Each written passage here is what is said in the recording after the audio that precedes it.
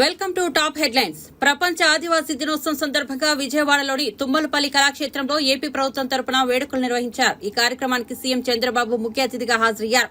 ఆదివాసీ మహిళలతో కలిసి సీఎం చంద్రబాబు నృత్యం చేశారు. అనంతరం డప్పు వాయించి గిరిజనుల్లో ఉత్సాహం నింపారు. ప్రపంచ ఆదివాసీ దినోత్సవంగా జరుపుకోవాలని నిర్ణయించారు. అక్కడి నుంచి మీరు చూస్తే చాలా సంవత్సరాలుగా మనం జరుపుకోలేకపోయాం.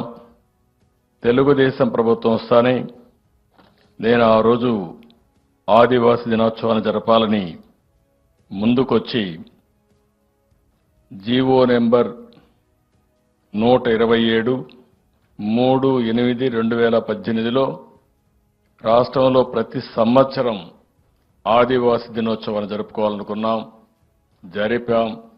కానీ ఇటీవల కాలంలో ఇది కూడా జరపకుండా నిలిపేశారు.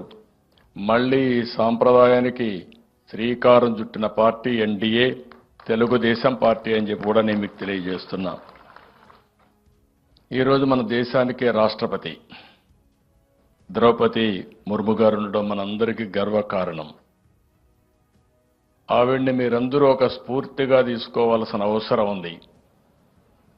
ఒక మామూలు మహిళ ఒక స్కూల్లో టీచర్గా పనిచేస్తూ అంచెలంచెలుగా ఎదిగి ఈరోజు దేశానికి అధ్యక్షురాలు కాగలిగిందంటే అది గిరిజనులకుండే ఆదివాసులకుండే ప్రతిభ.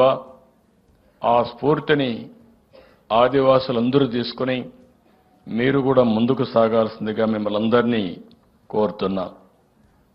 ఆదివాసులు అనగానే శౌర్యం, సహజ ప్రతిభ, నైపుణ్యం కలిగిన వ్యక్తులు, ప్రకృతిని ఆరాధించేవాళ్ళు. ఇప్పుడే ఏకలవ్యుడు ఇక్కడే ఫోటోలు కూడా తీసుకున్నా.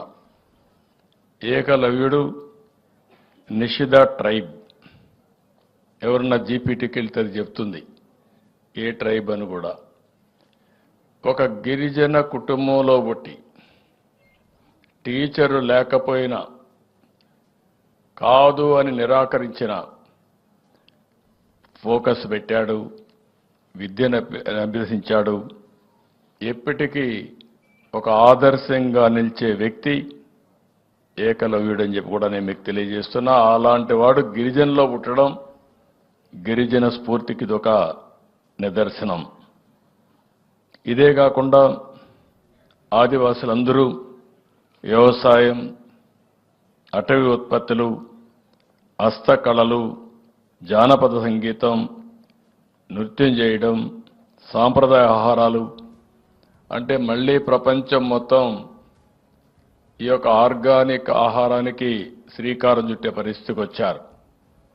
ఇవన్నీ ఆలోచించినప్పుడు భవిష్యత్తులో ఈ ఆదివాసులుండే ఈ ప్రాంతాల్లో ఎక్కువ అవకాశాలు కూడా ఉన్నాయని చెప్పి కూడా నేను మీకు తెలియజేస్తున్నా.